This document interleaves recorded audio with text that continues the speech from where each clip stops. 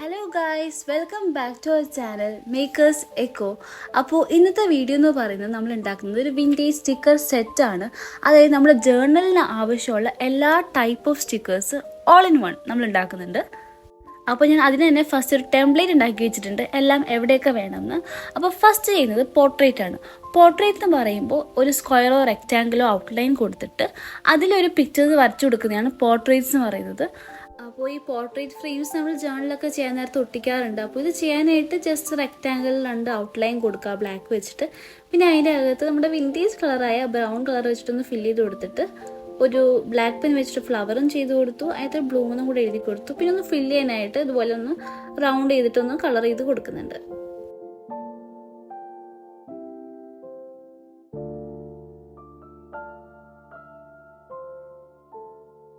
അപ്പോൾ ഇനി അടുത്തത് കോട്ട് ലേബിൾസ് ആണ്. അപ്പോൾ കോട്ട് ലേബിൾസ് നിങ്ങൾക്ക് എല്ലാവർക്കും അറിയാമായിരിക്കും, നമ്മൾ ജേർണൽസിലൊക്കെ ആണെങ്കിൽ കുറേ കോഡ്സ് ആയിട്ട് ഇങ്ങനെ ഒട്ടിച്ച് കൊടുക്കാറുണ്ട്. അപ്പോൾ അതാണ് നമ്മൾ ചെയ്യുന്നത്. അത് ചെയ്യാനായിട്ട് ജസ്റ്റ് ഒന്നുമില്ല, ജസ്റ്റ് ഒരു ബ്ലാക്ക് പെൻ വെച്ചിട്ടൊന്ന് റെക്റ്റാങ്കിളിൽ ഒന്ന് ഔട്ട്ലൈൻ കൊടുക്കുക, പിന്നെ ബ്രൗൺ കളർ പെൻസിൽ വെച്ചിട്ട് അകത്തുനിന്ന് ഫില്ല് ചെയ്ത് കൊടുക്കുക. എന്നിട്ട് അതിൽ നിങ്ങൾക്ക് ഇഷ്ടമുള്ള കോഡ്സൊക്കെ ഒന്ന് ബ്ലാക്ക് പെൻ വെച്ചിട്ട് എഴുതി കൊടുക്കുക.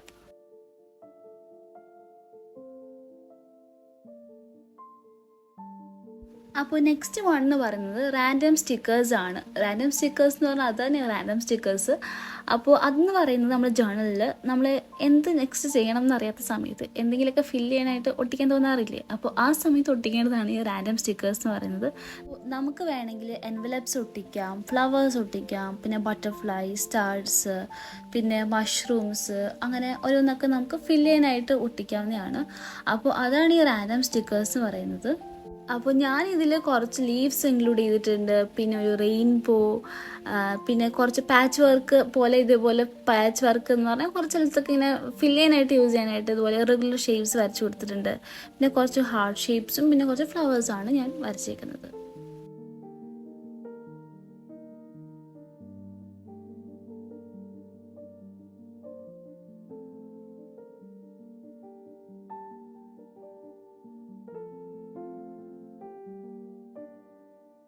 അപ്പോൾ നെക്സ്റ്റ് വൺ എന്ന് പറയുന്നത് വാഷി ടേപ്പാണ്. അപ്പോൾ വാഷി ടേപ്പ്സ് നമ്മുടെ ചാനലിൽ എല്ലായ്പ്പോഴും യൂസ് ചെയ്യുന്നതാണ്. അപ്പോൾ അതിൽ ഏറ്റവും പ്രധാനമായിട്ടുള്ള ഡിസൈൻ തന്നെയാണ് എടുത്തേക്കുന്നത്. എന്താണെന്ന് ഗസ് ചെയ്യാൻ പറ്റുമോ? അത് തന്നെ ഗ്രിഡ് ലൈൻസ് ആണ്. അപ്പോൾ ഇതേപോലെ ബ്രൗൺ ഔട്ട്ലൈൻ വെച്ചിട്ട് ഒരു റെക്റ്റാങ്കിൾ വരച്ച് കൊടുത്തിട്ട് അതിൽ ഫുള്ളൊരു ഗ്രിഡ് ലൈൻസ് വരച്ച് കൊടുക്കുകയാണ്. അപ്പോൾ ഇതാണ് വാഷി ടേപ്പ് ഞാൻ ചെയ്തത്. നിങ്ങൾക്ക് ഏത് ഡിസൈൻ വേണമെങ്കിലും ചെയ്യാം കേട്ടോ. ഞാനിപ്പോൾ എല്ലാത്തിനെയും ഒരു ഡിസൈനേ ചെയ്യുന്നുള്ളൂ.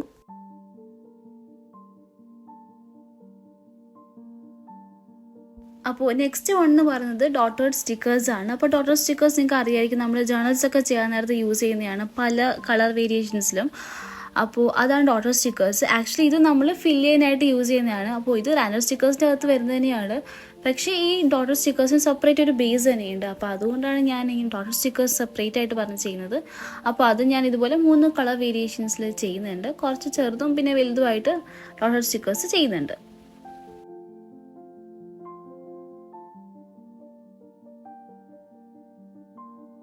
പിന്നെ നെക്സ്റ്റ് ഞാൻ വിചാരിച്ചു ഒരു 3 കൂടെ വരച്ചു കൊടുത്ത് നമ്മുടെ ഈ സ്റ്റിക്കർ കംപ്ലീറ്റ് ആക്കാമെന്ന്. അപ്പോൾ ഒരു 3 വരച്ചു കൊടുക്കുന്നുണ്ട്. എന്നിട്ട് ഈ ബ്രൗണിൽ നിന്ന് കുറച്ച് വെറൈറ്റി ആയിട്ട് ഒരു ഓറഞ്ച് പിടിച്ചതാണ്, പക്ഷേ ഈ ബ്രൗൺ ആയിട്ടൊന്നും ചേർന്ന് പോകുന്നില്ല. അപ്പോൾ ഞാൻ ലാസ്റ്റ് അതൊരു വേറൊരു ബ്രൗൺ ഷെയ്ഡ് തന്നെ ആക്കി എടുക്കുന്നുണ്ട്. അതിൽ യെല്ലോയും പിന്നെ ബ്രൗണും കൂടെ ഒക്കെ മിക്സ് ആക്കിയിട്ട് ഒരു കളർ എടുത്തിട്ടുണ്ട്. അപ്പോൾ ഇതേപോലെ 3 വരച്ചു കൊടുത്തു. പിന്നെ അതിനകത്ത് കുറച്ച് ചെടികളൊക്കെ വരച്ചു കൊടുത്തിട്ട് അത് സെറ്റാക്കി ഗൈസ്. അപ്പോൾ അത്രയേ ഉള്ളൂ. ഇപ്പോൾ ഞാനിവിടെ എടുത്തിരിക്കുന്ന സ്റ്റിക്കേഴ്സൊക്കെ എല്ലാത്തിൻ്റെയും ഒരെണ്ണം വെച്ചിട്ട് ചെയ്തിട്ടുള്ളൂ. നിങ്ങൾക്ക് ഇതേപോലെ പല ഡിസൈൻസ് ചെയ്യാവുന്നതാണ്. ഇപ്പോൾ വാഷി ടേപ്പ് തന്നെ പല ഡിസൈൻസിൽ ചെയ്യാം. ഈ 3ൻ്റെ തന്നെ പല ബേസസ് ഓഫ് ഡിസൈൻസ് ഉണ്ട്. അപ്പോൾ നിങ്ങൾക്ക് അതൊക്കെ ചെയ്യാവുന്നതാണ്. അപ്പോൾ അത്രയേ ഉള്ളൂ. ഇനി നെക്സ്റ്റ് സെക്ഷൻ എന്ന് പറയുന്നത് നമ്മുടെ സ്റ്റിക്കർ എങ്ങനെ ഉണ്ടാക്കുന്നു എന്ന സെക്ഷനാണ്. അപ്പോൾ സ്റ്റിക്കർ ഉണ്ടാക്കാൻ അറിയായിരിക്കും, എന്നാലും ഞാനത് സ്റ്റിക്കേഴ്സിൻ്റെ വീഡിയോ ആയതുകൊണ്ട് അത് കാണിക്കുന്നുണ്ട് എങ്ങനെയാണ് നമ്മൾ ഇത് ഉണ്ടാക്കുന്നതെന്ന് വെച്ചാൽ. അപ്പോൾ ആദ്യം തന്നെ ഞാൻ ഇതൊക്കെ കട്ട് ചെയ്തിട്ട് ഒരു ബട്ടർ പേപ്പറിൽ ആണ് ഒട്ടിക്കേണ്ടത്. പക്ഷെ ഞാൻ ബട്ടർ പേപ്പറിലല്ല ഒട്ടിച്ചത്. അതിൻ്റെ പണി വരുന്നത് കാണിച്ചു തരാം. അപ്പോൾ ബട്ടർ പേപ്പർ എൻ്റെ ആക്ച്വലി ഇല്ലായിരുന്നു. അപ്പോൾ ഇതുപോലെ കട്ട് ചെയ്തെടുക്കുക. കട്ട് ചെയ്തിട്ട് നമ്മൾ പണ്ട് ചെയ്ത മെത്തേഡ് ഉണ്ടല്ലോ, അതായത് സാധാരണ നമ്മൾ ചെയ്യുന്നത് ഈ ഒരു സ്റ്റിക്കർ കട്ട് ചെയ്തിട്ട് സെലോ ടേപ്പിൽ ഒട്ടിക്കുക. എന്നിട്ട് അതും കൂടെ കട്ട് ചെയ്തെടുത്തിട്ടാണ് നമ്മൾ സ്റ്റിക്കർ സത്യത്തിൽ ബട്ടർ പേപ്പറിലൊക്കെ ഒട്ടിക്കുക.